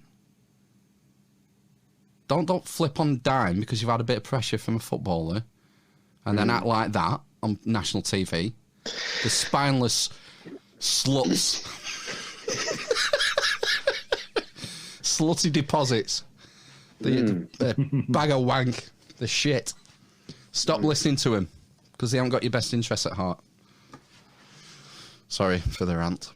But, do you know... That's the thing, is it's the power of the media, isn't it? As soon as the story changed and it became one of the government denying hungry children, and like all the sort of interviews they did with sort of mums who could afford to feed kids outside of school and all the rest of it, that was it, wasn't it? Yeah. Can't afford that kind of political backlash or whatever. No. So they have to change their mind, don't they? Yeah. Everything's viewed through a political prism. That's all it's about. It's all about the next election, 4 years, 5 years down the line, whenever it is. That's the only thing that motivates them. And don't get me wrong, I don't single out Tories. They're all the same. Of course they are. I'm apolitical. Whoever you vote for, the government gets in. And, I'm sure there are one or two good eggs, maybe, out of the 600 of them in that shit house. But the vast majority of them are like him. Yeah. So, anyway. Well, consider this, Mancock. Things could be worse. You could be this guy. It's not uncommon to forget the password to your email or maybe a social media account. But for one man, the stakes are higher than most. His forgotten password is costing him millions of dollars. San Francisco resident Stefan Thomas lost the key to unlock his digital wallet that holds 7,000 bitcoins. That translates to a whopping $220 million. The correct password is locked in a hard drive that gives users 10 guesses before it locks forever. Thomas has only 2 more tries to gain access to his fortune. Oh, shit. Fuck. You've forgotten another name off the producer list there, Phil? Who? Amish Matt. Oh, right. Did you send I sent this story. You didn't provide the clip, did you? No. But I provided the story. Half a job, Bob. I think you'll find that I don't put myself on the producer list every week either. No. I think you're not a producer. You're the creator. You're. I think you should have a different title. Shitlord. What title do you have? What title should we have, do you think? Viscount. Yeah, I'll go for that. All right. I want to be a marquee. Marquis. Executive Inquisitor. What was Richelieu's title? Cardinal. Oh, is he not? Are you not called like a High Inquisitor or something? Inquisitor. Yeah, it might be. Yeah. What do you make of the Bitcoin guy? Did you not see that someone's tweeted him? It was like some kind of code breaker. It said, a famous one who owns some kind of company that will do it for 10%. Yeah. Well, what about the guy? I don't know if in the story I sent you, it went back to the guy in England who threw away his old hard drive. And that was when it first peaked. So that was when it was getting to around like $16,000. And now did it get up to 40 for a day or two, or $30,000? So that basically the value of his fucking laptop that he threw away has doubled over the space of 2 years. Like tens of millions. He knows the grid reference of the landfill where it is as well, and he's offered the council $50 million to let him dig it up. I thought that he had, and he couldn't find it. No, I don't think they're letting him because it's too much volatile. Yeah, like Great Crested Newts or something. It was in the news this week. That guy in England. Yeah, and he's offered the council $50 million because there's $200 million on the laptop. Fucking hell! Do you not think it will be corrupted though? The hard drive with it like being buried in.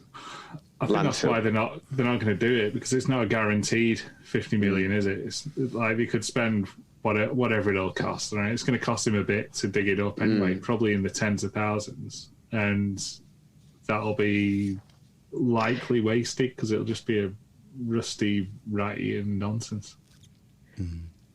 Yeah, and I was reading something about landfill, and quite often they spontaneously combust because it gets so hot with everything rotting and all the shit that gets thrown away that shouldn't be thrown away, that they just set on fire quite a lot right at the bottom. So it's probably burnt as well. Gosh. Or melted, anyway. I'll probably just forget about that. Just try not to practice trying not to end my own life. Well, it's stupid. Like, I mean, you could say, I suppose it's not like this, but you could say, if I'd invested in like SpaceX when I was 10, I'd be a zillionaire by now, but I'm not. So my life is shit. So I'm going to dig up some landfills. Well, that was the thing that they said on the last thing on that article that stuck in my mind was that I think it said something like something between 20 and 30% of all Bitcoin is unaccounted for, as in like it's locked away on hard drives and things that have been thrown away. Basically, I'm sure I did it back in like 2010 or something. Really? I tried to mine a Bitcoin. I'm sure I did. Yeah, and maybe one or two. I mean, even that is like. Could be 80k. I mean, there's fees involved in transferring it to fiat, but you could get half or 60% of 80k is still a considerable amount of money. But you're not worried about it, are you, Phil? Easy come, easy go. Exactly. Maslow's hierarchy of needs. What matters is now. Exactly, Maslow. Yeah. Don't need it. As long as your immediate needs are met, and you've got a roof over your head, you're warm, and you can eat healthily and look after your family, what else do you need? More money, more problems.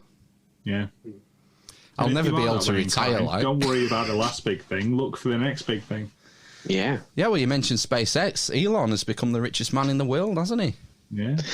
Well, I think he was the richest man, and then he lost about $13 billion off his value, and now he's the second richest man.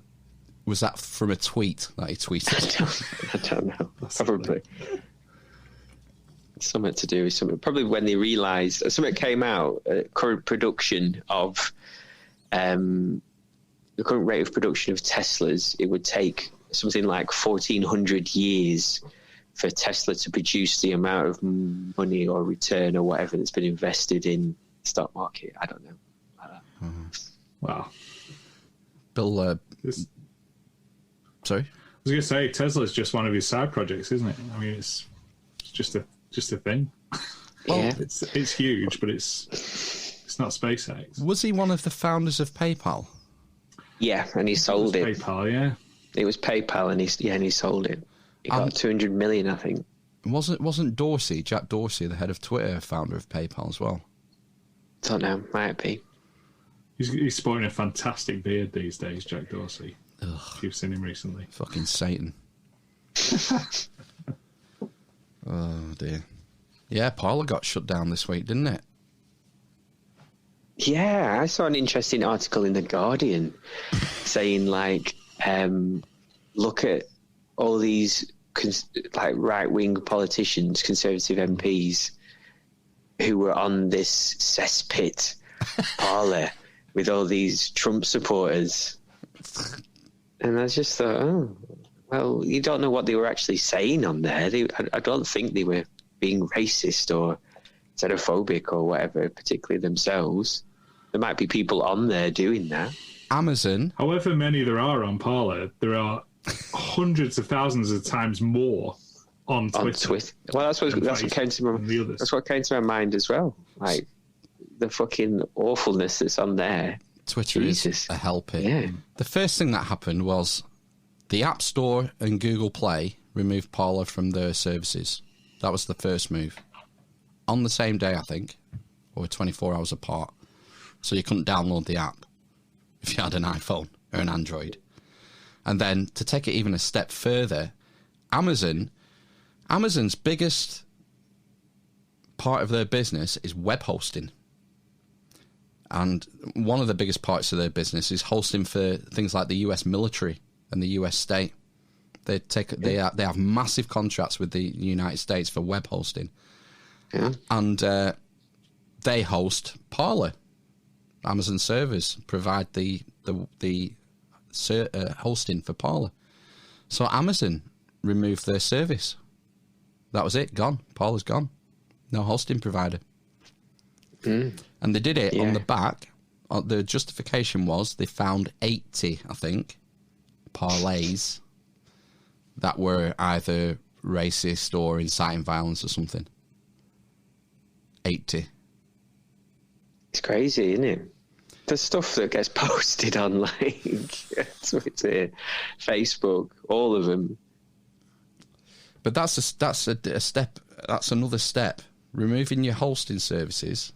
Yeah, that's banning someone from the internet. It's wiping them off the internet. Yeah.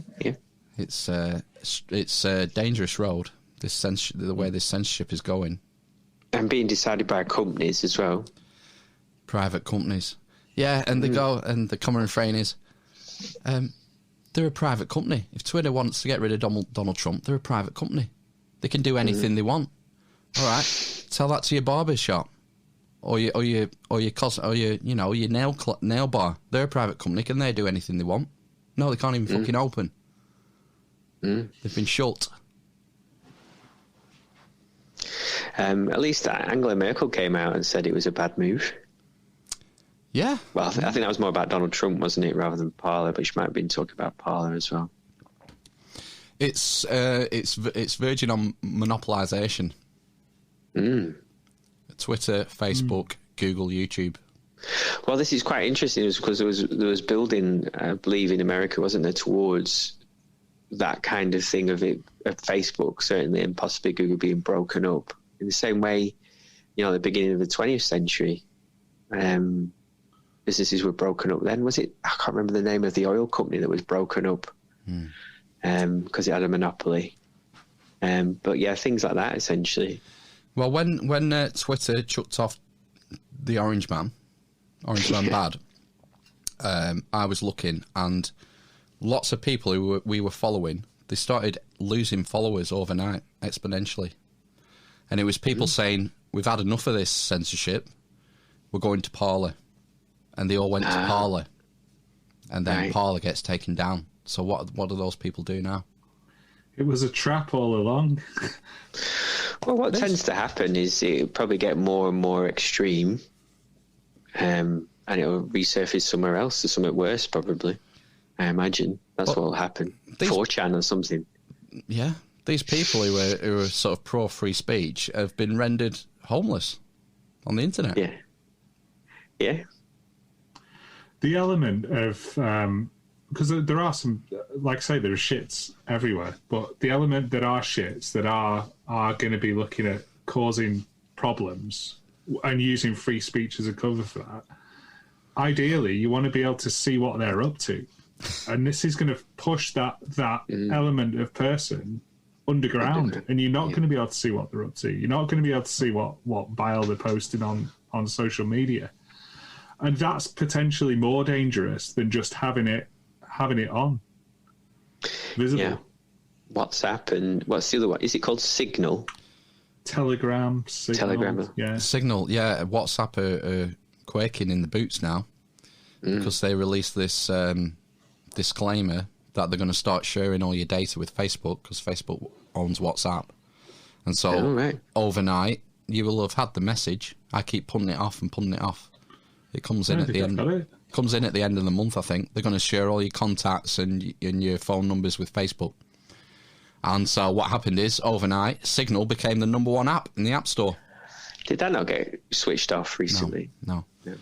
So now, WhatsApp, damage control, they're putting out press releases saying, we think we're reconsidering what we're going to do about this. Because that's what it's... People, there's an old maxim in marketing, and that is, if it's free, you're the product. Oh, exactly, yeah. That's what I'm saying. It's just all about data, isn't it, Facebook? That's how they make all of the money. Yeah, and paid advertising. Selling you stuff. Yeah. What does this person do? What does his day look like? An average thing. Yeah. And with machine learning, this information is becoming so useful. And it's going to be so useful. I'm considering going OTG now. Really? Right. Yeah. Getting a flip phone. That's appealing. How are we going to do the podcast? Don't use the phone. You would just use a tablet, I'll maybe use a tablet at home, use a different operating system or a different web browser, get off Google, and just use a flip phone, buy a frigging A to Z, like I used to do when I was an apprentice. It seemed to manage all right. Yeah, it's concerning. I think a worthwhile experiment, I feel. Yeah. Plus... Cleanse yourself.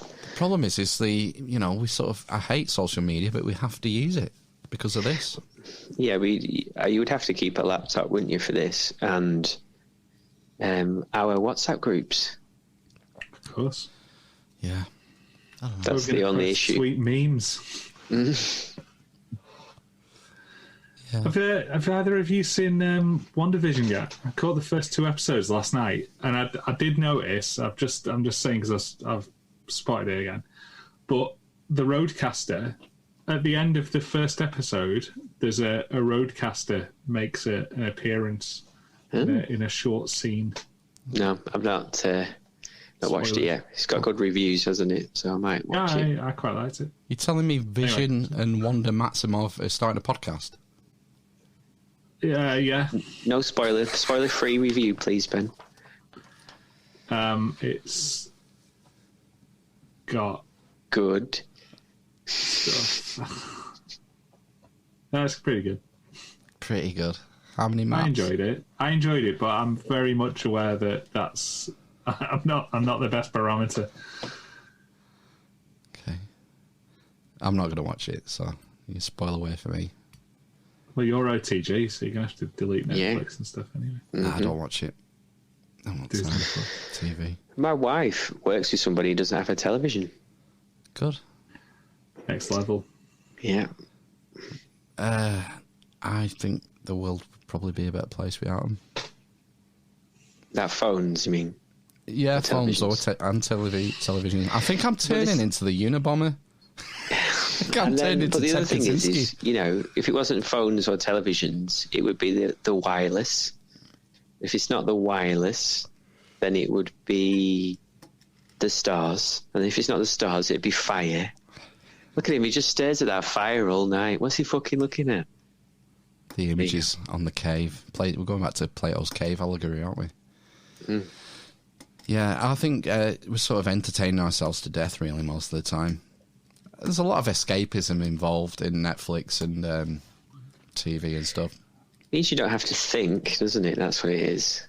Yeah, that's a lot of it, isn't it? Just switching off and just consuming media because you've got time to kill before you go to bed. It's sort of doesn't really do a lot for you. There's very little that appeals to me on TV these days.